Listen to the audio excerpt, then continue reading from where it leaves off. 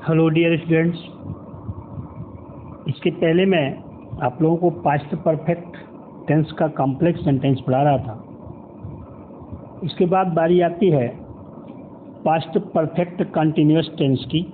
ये past perfect continuous tense, इसकी photo मैं आप लोगों के पास कल ही भेज दिया था और कहा था कि तैयारी करके रखिएगा। इसके बारे में मैं आपको बताऊं तो पास्ट परफेक्ट कंटिन्यूअस टेंस, इसकी पहचान है कि क्रियाओं का भूतकाल में जारी रहना स्पष्ट होता है। इस काल के वाक्य में क्रियाओं का भूतकाल में जारी रहना स्पष्ट होता है और कार्य शुरू होने का समय भी दिया गया होता है। फिर शाब्दिक पहचान क्या लिखाया हूं? क्रियाओं के शुरू होने के समय के साथ साथ वाक्यों के अंत में क्रियाओं के बाद रहा था, रही थी, रहे थे शब्दों का पाया जाना इस काल की शाब्दिक पहचान है। मतलब आप इसके पहले पढ़ चुके हैं, रहा था, रही थी, रहे थे, तो पास्ट कंटिन्यूअस टेंस की पहचान है। किंतु यदि वाक्य के अंत में क्रिया के बाद रहा था, रही थी, रहे थे पाया जाए और काम कब से शुरू हुआ है यह भी दिया गया हो, तो आप समझ लीजिए कि वो हमारा वाक्य पास्ट परफेक्ट कंटिन्यूअस टेंस का है। जैसे उदाहरण हमने लिखा है, सभी कर्मचारी 2 सप्ताह से इस परियोजना का विरोध कर रहे थे। सभी कर्मचारी 2 सप्ताह से इस परियोजना का विरोध कर रहे थे, मतलब विरोध कर रहे थे पाया जा रहा है। और कब से कर रहे थे? 2 सप्ताह से। समय भी दिया गया है, काम कब से शुरू हुआ? 2 सप्ताह से। तो ये वाक्य पास्ट परफेक्ट कंटिन्यूअस टेंस का हो गया। अगला हमने उदाहरण लिखा, यह भिखारी 7 बजे से इन गलियों में इधर उधर भटक रहा था। यह भी पास्ट परफेक्ट कंटिन्यूअस टेंस है, क्योंकि क्रिया के बाद देख रहे हैं रहा था, रही थी, रहे थे पाया जा रहा है, रहा था पाया जा रहा है और कब से भटक रहा था पता चला, समय भी दिया गया है 7 बजे से। तो इस तरह से जब भी आप वाक्यों के अंत में क्रियाओं के बाद रहा था, रही थी, रहे थे पाइएगा और कार्य शुरू होने का समय भी दिया गया होगा वाक्य में, तो समझ लीजिएगा कि हमारा वाक्य पास्ट परफेक्ट कंटिन्यूअस टेंस का है। रही बात सहायक क्रिया की, तो सहायक क्रिया इसकी बहुत ही सरल है। सभी कर्ताओं के साथ, देखो मैं लिखा हूं, इस काल के सभी प्रकार के वाक्यों में, मीन्स अफर्मेटिव, नेगेटिव, इंट्रोगेटिव, चाहे जैसा वाक्य रहेगा, सभी प्रकार के वाक्य में सभी कर्ता के साथ, चाहे कर्ता एक वचन हो, चाहे कर्ता बहुवचन हो, चाहे कर्ता फर्स्ट पर्सन हो, चाहे थर्ड पर्सन हो, उससे कोई मतलब नहीं, एक ही सहायक क्रिया लगाई जाएगी। वो कौन सी सहायक क्रिया है? देखो, हैड बीन सहायक क्रिया है। इसके बाद बात आती है मुख्य क्रिया की। तो आप ऐसे ही जान लीजिए, जिस टेंस के नाम में कंटिन्यूअस शब्द आ जाता है उसमें हम प्रेजेंट पार्टिसिपल फॉर्म लगाते हैं। चाहे जिस टेंस, जो भी टेंस है, अगर उसके नाम में कंटिन्यूअस शब्द आ गया तो आपको उसमें आईएनजी फॉर्म, मतलब प्रेजेंट पार्टिसिपल फॉर्म का ही प्रयोग किया जाता है। यहां भी चूंकि पास्ट परफेक्ट कंटिन्यूअस शब्द आ रहा है ना, पास्ट परफेक्ट कंटिन्यूअस शब्द मिल रहा है, तो इसका मतलब इसकी प्रेजेंट पार्टिसिपल फॉर्म वाक्य में लगाई जाएगी। इसमें एक बात बहुत ही पॉइंट की है कि सहायक क्रिया जो है वो इसकी एक से अधिक शब्द की है। हैड बीन सहायक क्रिया इसकी है, तो 2 शब्द की सहायक क्रिया बन रही है। इसके लिए मैं, देखो, कल ये चीज़ भेजा था आप लोगों के पास, ये affirmative, negative, yes or no type question, yes or no type question in negative, W H type question, W H type question in negative. उसके बाद यहाँ नोट लिखाया था। आशा करते हैं सब लोग लिख लिए होंगे इस चीज़ को। यदि वाक्य में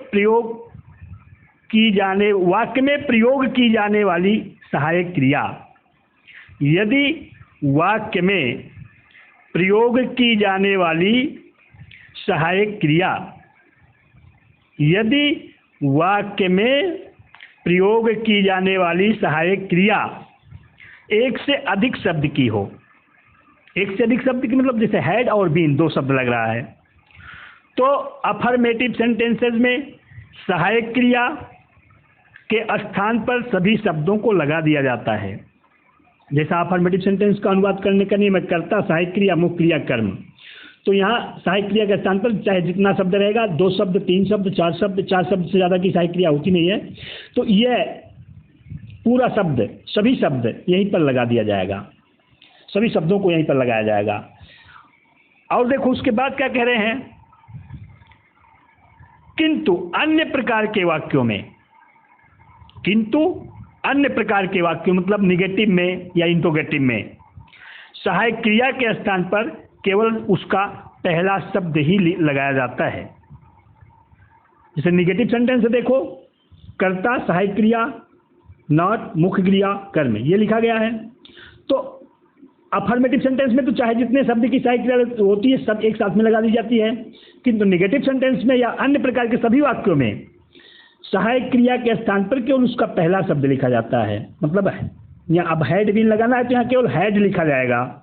और क्या किया जाता है, तथा सहायक क्रिया के बचे हुए, ये देखिए मैं लिखाया हूँ, तथा सहायक क्रिया के बचे हुए शब्दों को मुख्य क्रिया को लिखने से ठीक पहले लिख देते हैं। ये बहुत ध्यान देने वाली बात है कि अफर्मेटिव में तो चाहे जितने शब्द की सहायक क्रिया रहती है सभी शब्दों को एक साथ में लगा दिया जाता है, किंतु अन्य प्रकार के वाक्यों में यदि एक से अधिक शब्द की सहायक क्रिया है तो सहायक क्रिया के स्थान पर केवल उसका पहला शब्द लिखा जाता है और बचा हुआ भाग जो होता है वो मुख्य क्रिया को लिखने से पहले लिखते हैं। जैसे मान लो आपका yes or no type question हो, तो यहाँ लिखा सहायक क्रिया कर्ता, मुख्य क्रिया कर्म, तो यहाँ हैड लगाएंगे और यहाँ मुख्य क्रिया के पहले यहाँ बीन लगा देंगे।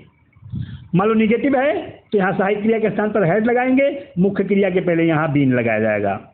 मान लो WH टाइप क्वेश्चन है तो सहायक क्रिया के स्थान पर यहाँ केवल हैड लगाया जाएगा, बीन जो है वो मुख्य क्रिया को लिखने से पहले लिखा जाएगा। ये बात समझ पाए होंगे। तो इस तरह से ये एक टॉपिक इसमें ये इम्पोर्टेंट थी, ये ध्यान देना है। और दूसरी बात ये कि आप इस वाक्य में जो इस काल के वाक्य में जो कार्य शुरू होने का समय दिया गया होता है, कार्य शुरू होने का जो समय दिया गया होता है कि इतने दिनों से, इतने घंटे से, सोमवार से, 15 अगस्त से, इस तरह से जो समय दिया गया होता है उसको लिखने से पहले उसे अंत में लिखा जाएगा। कर्म के बाद अगर एडवर्ब रहेगा तो उसको लिख लिया जाएगा, फिर एट लास्ट इसको लिखा जाएगा। और उस समय को लिखने से पहले आपको प्रीपोजिशन लगाना पड़ता है, उसको मैं समय सूचक शब्द के रूप में कहता हूं। देखो लिखा गया इस काल के वाक्यों में पाए जाने वाले कार्य शुरू होने के समय को अंत में लिखने से पहले प्रीपोजिशन के रूप में सिंस या फॉर लगाना होता है। अब देखो जो एक कार्य शुरू होने का समय दिया गया होगा 5 घंटे से, 15 अगस्त से, अपने जन्म से, बचपन से, इस तरह का जो भी समय दिया गया होगा उसको अंत में लिखने से पहले आपको सिंस या फॉर दोनों में से कोई एक प्रीपोजिशन लगाना पड़ेगा। तो फिर इसको समझना होगा कि कब सिंस लगाएंगे, कब फॉर लगाएंगे। ये देखिए सिंस कब लगाया जाता है हमने लिखा है और आप भी अपनी कॉपी में लिख लिए होंगे आशा करता हूं।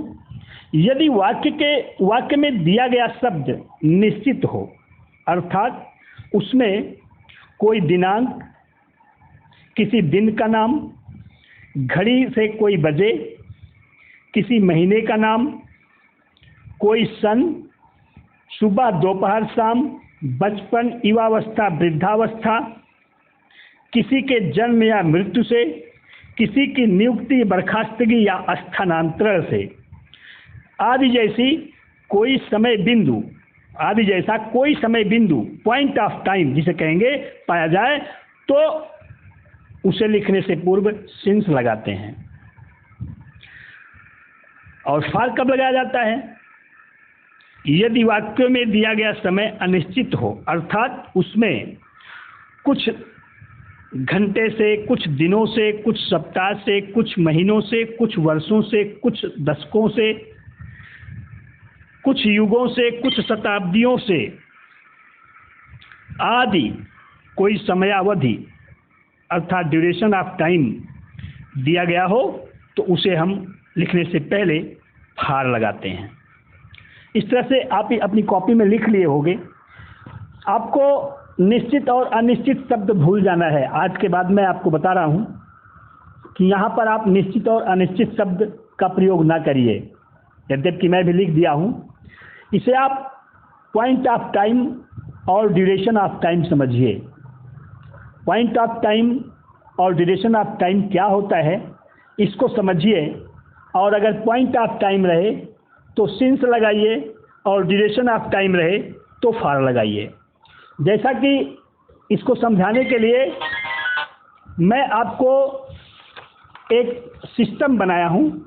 सिस्टम बनाने का मतलब मेरे समझ में आया कि आप लोग इतना आसानी से इसको समझ नहीं पाएंगे, तो मैं देखो समय के जो मानक होते हैं उन सभी मानकों के आधार पर हमने आपको समझाने का प्रयास किया है। जैसे देखो ये है घड़ी। घड़ी में देख रहे हैं 1 2 3 4 5 6 7 8 9 10 11 12, ये 12 बिंदु हैं। सभी के बीच में 5-5 पॉइंट होते हैं, तो 12 पंचे 60। अगर इस तरह से घड़ी में 60 बिंदु हुए, इनमें से किसी का नाम ले लिया जाए। जैसे कहा जाए कि कोई काम 3 बजे से शुरू हुआ, तो इसका मतलब यही कि ये 3 बजे है, ये एक बिंदु है, यहीं से काम शुरू हुआ और आगे बढ़ गया, एक बिंदु है ये सभी बिंदु हैं। जितने बजे हैं घड़ी में, जितने भी बजे हैं वो सभी बिंदु हैं। अब चाहे 12:30 बजे से कहा जाए तो इसका मतलब लगभग यहाँ से काम शुरू हुआ। अगर 6:30 बजे से कहा जाए तो इसका मतलब यहाँ से काम शुरू हुआ। अगर 5 बजे से कहा जाए तो इसका मतलब यहाँ से काम शुरू हुआ, आगे बढ़ गया। अगर 11 बजे से कहा जाए तो इसका मतलब यहाँ से काम शुरू हुआ, आगे बढ़ गया। अगर 8 बजे से कहा जाए तो इसका मतलब यहाँ से काम शुरू हुआ, आगे बढ़ गया। ये सभी बिंदु हैं। अब उसमें चाहे 7:30, 7:15 या कोई मिनट भी बता दिया जाए कि 8:10 से, तो इसका मतलब 8:10 मतलब यहाँ कहीं होगा, यहाँ से काम शुरू हुआ। ये सभी बिंदु हैं। 8:10, 6:15 या 4:25 कहा जाए तो इसका मतलब यहीं से कहीं से काम शुरू हुआ, आगे बढ़ गया। इस तरह से अगर कहा जाए कि 1:20 से, तो लगभग यहीं से काम शुरू हुआ और आगे बढ़ गया। ये सभी बिंदु हो गए। घड़ी से कोई भी बजे अगर कहा जाए तो आप समझिए कि वो बिंदु हो गया। लेकिन अभी इसी में से कह दिया जाए कि वह 2 घंटे से कराह रहा था। अब आप बताइए, अगर कहा जाए 2 बजे से कराह रहा था, तब तो ये 2 बजे मतलब यहीं से काम शुरू हुआ, उसके कराहने का काम यहीं से शुरू हुआ। लेकिन अगर कहा जाए 2 घंटे से कराह रहा था, तो कौन सा पता 2 घंटा गिना जाएगा? वो आप 1 बजे से लेकर के 1 बजे से लेकर के 3 बजे तक को 2 घंटा गिनेंगे, कि 4 बजे से लेकर के 6 बजे तक को 2 घंटा गिनेंगे, कि 5 बजे से 7 बजे तक को 2 घंटा गिनेंगे। एक अवधि है, यह निश्चित नहीं है, पॉइंट नहीं है, बिंदु नहीं है। इसलिए आप अगर 2 घंटे कहा जाए, 2.5 घंटे कहा जाए, 5 घंटे 10 मिनट से कहा जाए, 7 घंटे 15 मिनट से कहा जाए, इस तरह से अगर घंटे के रूप में कह दिया गया तो अवधि हो गई। और अगर इसमें से किसी बजे का नाम ले लिया गया तब वो पॉइंट हो गया। एक दूसरी घड़ी हम बनाए, देखो इसमें अगर कह दिया जाए कि वह 2 बजे से अपना गृह कार्य लिख रहा था, तो इसका मतलब काम यहीं से शुरू हुआ। ये 2 बजे एक बिंदु है, सिंस लगाएंगे, पॉइंट ऑफ टाइम है। लेकिन ये कहा जाए 2 घंटे से अपना गृह कार्य लिख रहा था, कोई पता है कौन सा 2 घंटा गिना जा रहा है? 5 बजे से 7 बजे गिना जा रहा है कि 1 बजे से 3 बजे गिना जा रहा है कि 11 बजे से 1 बजे तक को गिना जा रहा है? कुछ पता चलेगा? नहीं चलेगा ना। तो इसका मतलब वो अवधि हो गई, और तब आप फार लिखेंगे। किंतु यदि इसमें से किसी बिंदु का नाम ले लिया जाए, मतलब बजे कह दिया जाए घड़ी में, तो आप समझिए कि वो पॉइंट है और आपको सिंस लगाना पड़ेगा। अगला देखिए, सप्ताह का एक मानक होता है, टाइम का एक फैक्टर है सप्ताह। सप्ताह देखिए हमने लिखा है Sunday, Monday, Tuesday, Wednesday, Thursday, Friday, Saturday. सप्ताह में 7 बिंदु होते हैं। ये सप्ताह में 7 बिंदु होते हैं। अगर इन बिंदुओं में से किसी का नाम ले लिया जाए कि वह सोमवार से अपने फसल की कटाई कर रहा था, तो सोमवार मतलब यहीं से काम शुरू हुआ। या कहा जाए कि वे सब शुक्रवार से टेस्ट की तैयारी कर रहे थे, तो इसका मतलब शुक्रवार एक बिंदु है। ये सभी बिंदु हैं सप्ताह में। अगर आप बिंदु पा गए तो इसका मतलब सिंस लगाएंगे। लेकिन अगर इन्हीं में से कह दिया जाए वह 3 दिन से अपने फसल की कटाई कर रहा है, तो कौन सा 3 दिन गिनोगे? कोई पता है? पता नहीं है ना कौन सा 3 दिन बताया जा रहा, पूछा जा रहा है, तो वो अवधि हो गई। इस तरह से इसमें भी हम सप्ताह का एक सिस्टम बनाए हैं। अगर कह दिया जाए कि वह रविवार से आपकी प्रतीक्षा कर रहा है, इसका मतलब काम यहीं से शुरू हुआ है। और अगर कह दिया जाए कि वह 3 दिन से आपकी प्रतीक्षा कर रहा है, वह 2 दिन से आपकी प्रतीक्षा कर रहा है, वह 5 दिन से आपकी प्रतीक्षा कर रहा है, तो कोई पता नहीं चलेगा कौन कौन सा 5 दिन गिना जा रहा ना, तब वो ड्यूरेशन हो गया, आप फार लगाएंगे। इस तरह से आप 2 टॉपिक समझे, घड़ी में और सप्ताह में। ये देखिए महीने का चक्र है, हम बनाए हैं। मान लीजिए मई का महीना है, इसमें 31 दिन होंगे, 1 तारीख, 2 तारीख, 3 तारीख, 4 तारीख, इस तरह से 31 तारीख तक होंगे। अगर इनमें से किसी का नाम ले लिया जाए 1 मई से, 15 मई से, 7 मई से, 19 मई से, 6 मई से, तो इसका मतलब वो बिंदु है। मई महीने में 31 बिंदु होते हैं, उन बिंदु का नाम ले लिया गया, तो आप सिंस लगाएंगे। लेकिन अगर कह दिया जाए कि 5 दिनों से, 2 दिनों से, 12 दिनों से, तो कौन सा 12 दिन गिनेंगे भाई? कुछ पता चलेगा? नहीं चलेगा ना। इसका मतलब वो अवधि है, आप फार लगाएंगे। किंतु बिंदुओं का नाम अगर ले लिया जाए तो आप सिंस लगाइएगा। ये देखो, ये भी हम अप्रैल का बनाए, इसमें 30 दिन का अप्रैल होता है। अब अगर इसमें से किसी एक बिंदु का नाम लेकर के कहें 5 अप्रैल से, 20 अप्रैल से, 26 अप्रैल से, इस तरह से कोई भी नाम ले लिया जाए, तो आप ये पॉइंट जानिएगा। लेकिन अगर उसमें 6 दिन से, 4 दिन से, 9 दिन से, 28 दिन से, इस तरह से कहा जाए, तो आप समझ नहीं पाओगे कौन सा दिन कहाँ से शुरू हुआ, कहाँ से गिनना शुरू हुआ, कहाँ तक पहुँचा है। तो अवधि हो गई, तब आप फार लगाएंगे। आशा करता हूँ कि आप समझ गए होंगे। वही चीज़ वर्ष की बात है। वर्ष में 12 महीने होते हैं। अगर इस 12 महीने में ये 12 बिंदु हैं, अगर इन 12 बिंदुओं में से किसी का नाम ले लिया जाए तो आप सिंस लगाएंगे। जैसे कहा जाए कि वह पिछले वर्ष, जैसे कहा जाए कि पिछले वर्ष अगस्त से वर्षा हो रही थी, तो अगस्त मतलब ये है अगस्त, यहीं से काम शुरू हुआ और आगे बढ़ गया। मैं अप्रैल से यह दुकान चला रहा था, तो अप्रैल मतलब यही है, यहीं से काम शुरू हुआ और आगे बढ़ गया। ये बिंदु हैं, ये 12 बिंदु होते हैं वर्ष में। अगर इनमें से किसी का नाम लिया जाए तो पॉइंट ऑफ टाइम कहलाएंगे।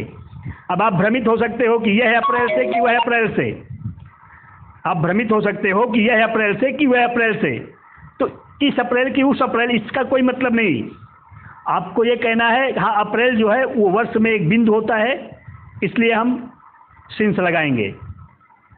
समझ पाए? अब ऐसे ही देखो, जैसे कहा जाए वह 3 महीने से इस कमरे में रह रहा था, तो कौन सा पता किस 3 महीने से रह, दिसंबर से लेकर के वो फरवरी तक को गिना जाएगा कि जून से लेकर के अगस्त तक को गिना जाएगा कि सितंबर से लेकर के नवंबर तक को गिना जाएगा, कुछ पता चलेगा? 3 महीने, 5 महीने, 7 महीने अगर कह दिया, कुछ महीने अगर कह दिया जाए तो ड्यूरेशन हो गया। और अगर इनमें से किसी का नाम ले लिया गया जनवरी से, दिसंबर से, नवंबर से, सितंबर से, अक्टूबर से, तब ये पॉइंट हो गया। जब पॉइंट ऑफ टाइम रहेगा तब आप सिंस लगाएंगे, और अगर ड्यूरेशन ऑफ टाइम दिया गया होगा तब आप फार लगाएंगे। इसी तरह से मैं दशक का बनाया हूं। देखो 10-10 वर्षों की अवधि को एक दशक कहा जाता है। अगर इसमें से किसी का नाम ले लिया जाए कि 1920 से, तो ये पॉइंट हो गया।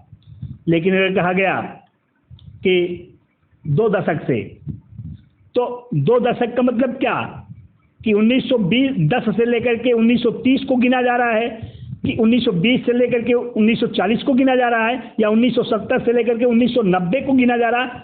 ये 2 दशक तो ये भी हो गया, ये भी हो गया, ये भी हो गया, तो ड्यूरेशन है, तब आप फार लगाएंगे। लेकिन अगर कहा जाए 1970 से, तो 1970 जो है वो एक पॉइंट है, आपको सिंस लगाना पड़ेगा। आशा करता हूं कि आप समझ गए होंगे। वैसे देखो शताब्दी की बात है, शताब्दी जैसे कहा जाए कि यह परंपरा 3 शताब्दियों से चल रही थी, तो कौन सा 3 शताब्दी गिना गया? 18वीं शताब्दी से लेकर के 21वीं शताब्दी तक गिना जा रहा है कि 13वीं शताब्दी से लेकर के 16वीं शताब्दी तक गिना जा रहा है? कुछ पता नहीं चलेगा ना। तब आप फार लगाएंगे। लेकिन अगर उसमें से किसी एक का नाम ले लिया जाएगा, किसी का नाम ले लिया है 1930 से, 1830 से, 1529 से, 1460 से, इस तरह से कुछ भी कह दिया जाए, अगर पॉइंट ले लिया जाए, पॉइंट का नाम ले लिया जाए, तब आप सिंस लगाइएगा। और अगर ड्यूरेशन बताया जाए तब आप फार लगाइएगा। आशा करता हूं कि आप